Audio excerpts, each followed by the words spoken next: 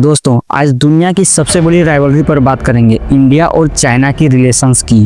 एक तरफ है बॉर्डर टेंशंस, 1962 का वार, गलवान क्लैश, सोल्जर शहादत, और दूसरी तरफ है $100 बिलियन से ज्यादा का ट्रेड, जिसमें हमारी मार्केट भरपूर है मेड इन चाइना प्रोडक्ट से। और फिर 2025 में हुई एक बड़ी इवेंट SCO समिट, जहां नरेंद्र मोदी और शी जिनपिंग एक दूसरे से मिले। सवाल ये है, क्या ये मुलाकात भारत चाइना दोस्ती का नया चैप्टर है या सिर्फ एक डिप्लोमेटिक ड्रामा?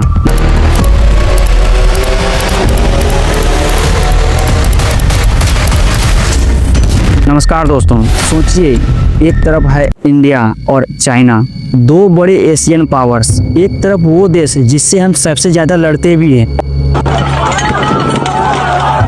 और दूसरी तरफ वही देश जिससे हम सबसे ज्यादा सामान इंपोर्ट करते हैं। एक तरफ बॉर्डर पर टेंशन, सोल्जर्स की शहादत होने की खबर, और दूसरी तरफ मॉल्स और मार्केट में मेड इन चाइना प्रोडक्ट्स की भरमार। और फिर 2025 में SCO समिट यानी संघाई कोऑपरेशन ऑर्गेनाइजेशन समिट में नरेंद्र मोदी और शी जिनपिंग की मुलाकात होती है। क्या ये मुलाकात भारत और चाइना रिश्तों के नए चैप्टर की शुरुआत है या फिर ये सिर्फ एक डिप्लोमेटिक ड्रामा? तो दोस्तों यहाँ जनरली एक क्वेश्चन हम सबों के मन में आती है कि क्या इंडिया और चाइना के बीच सच में दोस्ती पॉसिबल है या हमेशा राइवलरी ही रहेगी? इन दोनों देशों के इतिहास की बात करें तो 1962 में इंडिया चाइना वार, जिसमें भारत को बड़ी हार मिली। 1962, the Chinese army launched a massive attack on India, both in Ladakh and in the northeast.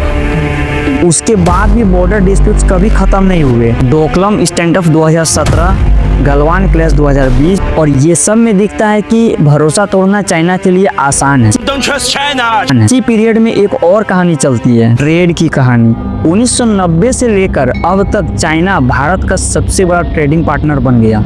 और सोचने वाली बात यह है कि जिस देश से हम बॉर्डर पर लड़ते हैं वही देश हमारा सबसे बड़ा बिजनेस पार्टनर है। अब बात करते हैं 2025 के SCO समिट की, जो तियानजिन में हुई। इस समिट में सबकी नजर थी नरेंद्र मोदी और शी जिनपिंग की मुलाकात पर। मीटिंग के बाद दोनों तरफ से 4 पॉइंट प्लान अनाउंस किया गया। बॉर्डर पर शांति बनाए रखना, ट्रेड और इन्वेस्टमेंट अपॉर्चुनिटीज एक्सप्लोर करना, टेररिज्म के खिलाफ कोऑपरेशन, रीजनल स्टेबिलिटी और मल्टीपोलर वर्ल्ड को सपोर्ट करना। लेकिन असली सवाल ये है कि क्या चाइना अपनी आदत बदलेगा या सिर्फ ये एक डिप्लोमेटिक फोटो ऑप है? ये दोस्ती के पीछे एक जियोपॉलिटिक्स भी है। भारत अभी अमेरिका के टैरिफ और वेस्टर्न प्रेशर से परेशान है। चाइना की इकोनॉमी अभी स्लो डाउन है और वो एक नया पार्टनर ढूंढ रहा है। रसिया चाहता है कि दोनों एशियन जायंट्स एक साथ आए, क्योंकि वेस्ट ने रसिया को अलग कर दिया है। और SCO एक खुद ऑर्गेनाइजेशन है जो नाटो का एशियन जवाब माना जाता है। तो इस कॉन्टेक्स्ट में इंडिया और चाइना एक दूसरे के पास आ रहे हैं, लेकिन प्रॉब्लम ये है कि ट्रस्ट डेफिसिट बहुत बड़ा है। अब हम बात करते हैं कि कॉमन लोगों पर इसका क्या असर है। दोस्तों सच बात यह है कि अगर कल इंडिया और चाइना के बीच ट्रेड बंद हो जाए तो हमारे घर से 50% इलेक्ट्रॉनिक्स बंद हो जाएंगे। Mobile phone, solar panels, pharma raw materials, सब चीज चाइना से आती है। पर एक एंगल और है, अगर चाइना से सस्ती चीज आती है तो हमारे लोकल मैन्युफैक्चरर्स मर जाते हैं। इसीलिए भारत ने आत्मनिर्भर भारत और PLI स्कीम शुरू की है। सवाल ये है, क्या हम सच में चाइना पर डिपेंडेंसी कम कर पाए हैं? तो फ्यूचर क्या है? 3 पॉसिबिलिटीज है।